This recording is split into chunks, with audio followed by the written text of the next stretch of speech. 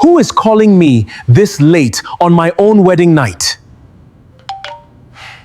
It is probably your grooms when playing. Answer it and come back to me. Hello, who is this? It's me. Who? Michael, why has your smile disappeared?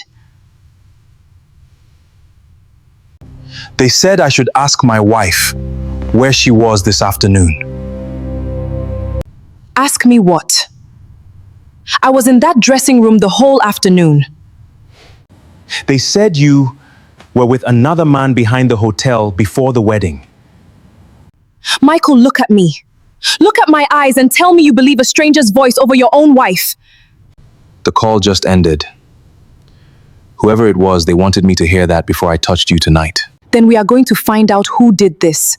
Even if it means waking up this whole hotel before sunrise. The phone rang inside the honeymoon suite at exactly 11:47 at night, and Michael's hand froze on the buckle of his belt when he saw the unfamiliar Port Harcourt number lighting up the screen. Blessing sat on the edge of the bed in her white silk robe, her wedding makeup still fresh, her wedding ring still warm from the pastor's blessing only 6 hours earlier, as she watched her new husband's face change from joy to confusion in 3 seconds flat. "Who is calling you this late?" she asked, laughing softly, thinking it was one of his groomsmen playing a prank. Michael did not laugh. He pressed the phone to his ear, and the voice on the other end was muffled, disguised, deliberately roughened, but the words landed like stones thrown through glass. "Ask your new wife where she was this afternoon before the wedding. Ask her who she was with in the car park behind the hotel. Ask her before you put your hands on her tonight." The line went dead.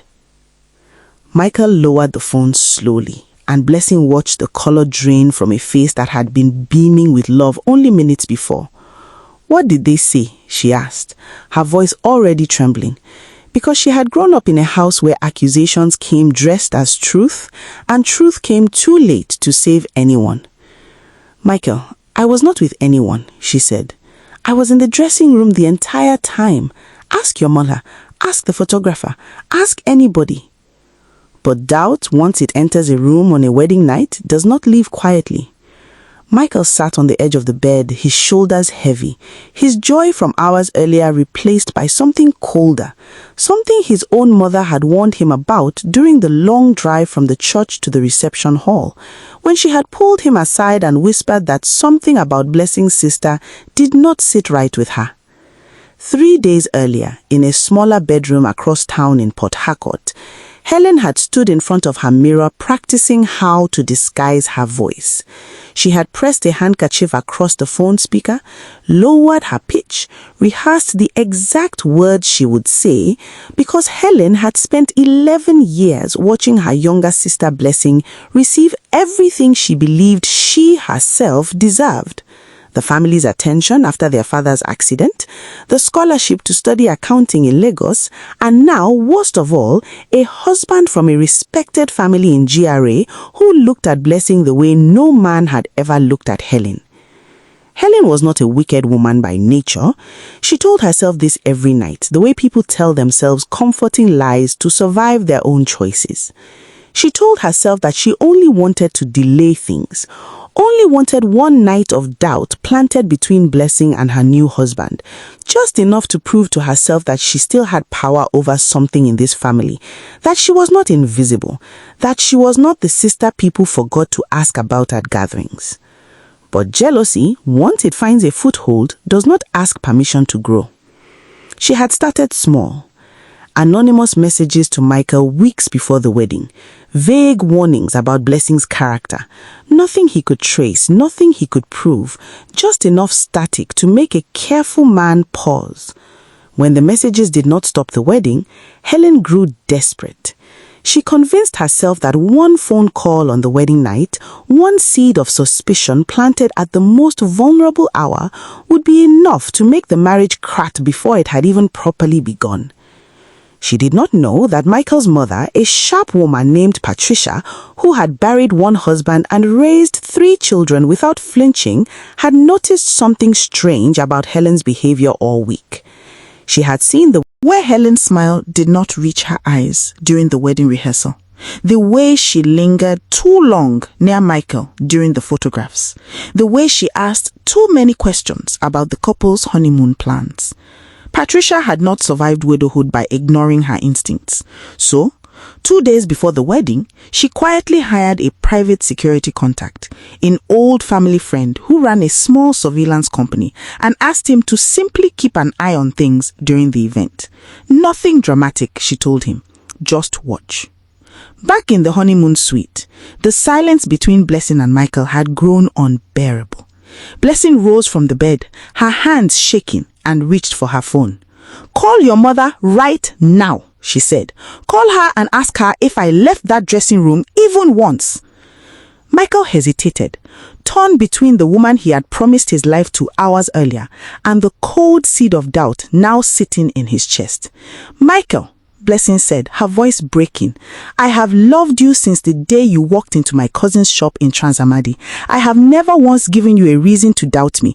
Whoever called you is lying, and I need you to believe me on the most important night of my life." Something in her voice, raw and unguarded, broke through the fog in Michael's mind. He picked up his own phone and dialed his mother. Patricia answered on the second ring, already awake, already alert, as though she had been expecting the call.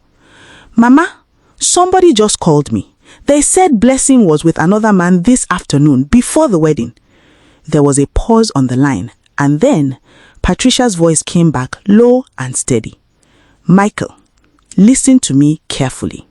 I asked Emmanuel to watch the lobby cameras today, just as a precaution. Come down to the lobby security office right now. Bring Blessing with you. I think it is time we settle this properly, tonight, before this poison spreads any further into your marriage." Blessing threw a wrap over her shoulders, and the two of them walked through the quiet hotel corridors at midnight, past sleeping guests and dimmed chandeliers, down to the small security office where Patricia and Emmanuel were already waiting beside a bank of monitors. "Show them the footage from this afternoon," Patricia said, the lobby phone around 2 o'clock. Emmanuel rewound the recording, and the grainy black and white image flickered to life. There, at the lobby's public landline near the gift shop, stood a woman in a green Ankara dress, her face turned slightly away from the camera, but unmistakably familiar to anyone who had grown up beside her, anyone who had watched her walk and gesture and tilt her head for 30 years. Blessing's breath caught in her throat. "That is Helen's dress," she whispered. "That is my sister's dress." The timestamp on the recording read 11:43 p.m., 4 minutes before the call to Michael's phone. "Helen does not even live in this hotel," Blessing said, her voice rising with disbelief and dawning horror. "She told me she had already gone home after the reception. Why would she be standing at the lobby phone at midnight, dialing a number 4 minutes before you received that call?" Michael stared at the screen, the pieces falling into place with sickening clarity. The anonymous messages before the wedding, Helen's strange behavior all week, her sudden insistence on staying at the hotel one more night when everyone else had left. He looked at his wife, whose eyes were now filled with tears, not of guilt, but of betrayal by the one person who should have protected her most. "I need to call her," Blessing said. "I need to hear her say it herself." Patricia placed a steady hand on Blessing's shoulder. "Not tonight, my daughter. Tonight is yours. Tomorrow we will deal with this properly, in further of the whole family, the way it deserves to be dealt with." The next morning, the wedding breakfast had been arranged at Patricia's request as a smaller family gathering. Only 20 guests, mostly relatives from both sides who had stayed over for the weekend. Helen arrived late, her smile already in place, already rehearsed, already certain her sabotage had worked, ready to play the role of supportive older sister, while privately savoring whatever damage she imagined had been done overnight. She did not know that Emmanuel had already printed still images from the footage. She did not know that Patricia had already briefed her own family quietly, and that Michael's father, a retired civil servant who believed deeply in confronting wrongdoing directly, had decided the matter would not be swept under any carpet. "Helen, please sit," Patricia said, her voice calm but carrying an edge that silenced the room. "We would like to discuss something that happened last night." Helen's smile faltered slightly, but she recovered quickly. "Of course, Mama. Is everything all right with the newlyweds?" "That is exactly what we want to discuss," Patricia said, and gestured to Emmanuel, who placed a folder on the table and slid out 3 printed images. The room fell silent as the photographs were passed from hand to hand. Helen's aunt gasped audibly. Blessing's father, a quiet man who rarely raised his voice, set down his teacup with a hand that trembled slightly. "This is you," Blessing said, finally speaking directly to her sister for the first time that morning, her voice steady despite the storm inside her. "This is you at the lobby phone 4 minutes before Michael received a call accusing me of being unfaithful on my own wedding night." Helen's face cycles through denial, then panic, then something that finally cracked into raw exposure. "I do not know what you are talking about," she said, but her voice had lost its steadiness, and everyone in the room could hear the lie trembling underneath the words.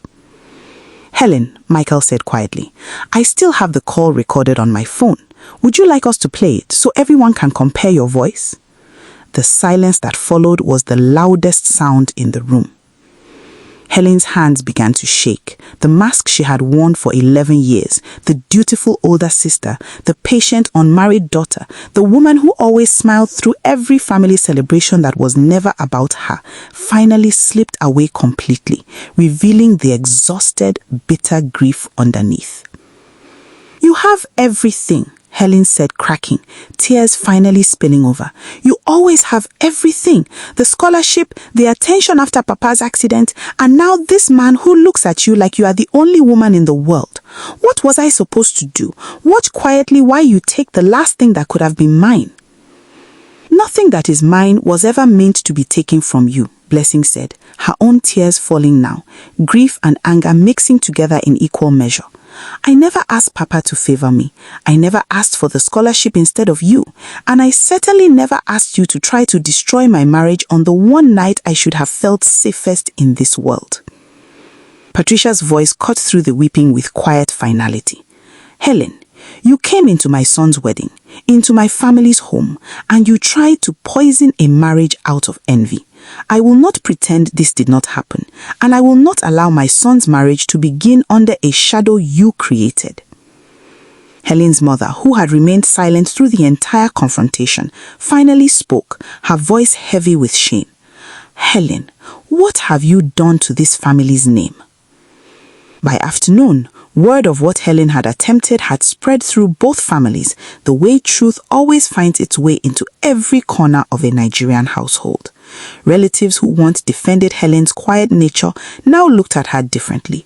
Her own mother, ashamed, asked her to return to Owerri for a season to give the family room to breathe. Helen left Port Harcourt 3 days later, her belongings packed into 2 suitcases, her sister's wedding gift still unopened on the dresser. A small irony that no one mentioned but everyone noticed. Blessing did not gloat. She did not celebrate her sister's public unraveling, even though every right to feel vindicated belonged to her. Instead, on the morning Helen left, she stood at the gate and watched the taxi pull away, feeling something far more complicated than victory. She felt grief for the sister she had lost long before any phone call. The sister who had been quietly drowning in resentment for years, while everyone around her, including Blessing herself, had been too consumed with their own lives to notice the warning signs. Michael found her standing there long after the taxi had disappeared around the corner. "Are you all right?" he asked, wrapping his arms around her from behind. "I will be," Blessing said. "I just wish she had asked me for help instead of trying to destroy what I built." Sometimes people cannot ask for the thing they need most, especially when they have spent years convincing themselves they do not deserve it. In the weeks that followed, the story of the wedding night sabotage became, ironically, the very thing that cemented Blessing and Michael's bond rather than weakening it. Every time someone in the family retold the story at a gathering, it became less about Helen's betrayal and more about the steadiness Blessing and Michael had shown each other under pressure. The way truth and trust had held firm even when poison was poured directly into the foundation of their marriage on its very first night. Patricia, who had once worried about her son's choice of bride, now spoke of Blessing with open admiration, telling anyone who would listen that she had never seen a young woman carry betrayal with such grace and dignity. As for Helen, word eventually reached the family that she had found work in Owerri, quiet and far from the spotlight she had once craved so desperately. Whether she had found peace with herself, no one could say for certain, but everyone agreed on one thing. The wedding night she had tried so hard to ruin had instead become the night that proved beyond any doubt exactly what kind of marriage Blessing and Michael had built, one strong enough to survive even the people who were supposed to love them most. Some inheritances are not about land or money. Some are simply the weight of envy passed quietly from one generation to the next, waiting for the right wound to reopen it. Helen had carried hers for 11 years before it finally broke loose on a night that was never hers to ruin. And in the end, the truth that Helen had tried so hard to bury did not destroy Blessing's marriage at all. It revealed it, fully formed and unshaken, in front of everyone who had ever doubted whether love built on honesty could survive a family determined to tear it apart. Tell us in the comments, if you were Blessing, would you have forgiven Helen or cut her off forever? If this story touched you, please like and subscribe. Share it with someone who needs it today. And drop a comment. We want to hear from you. God bless you.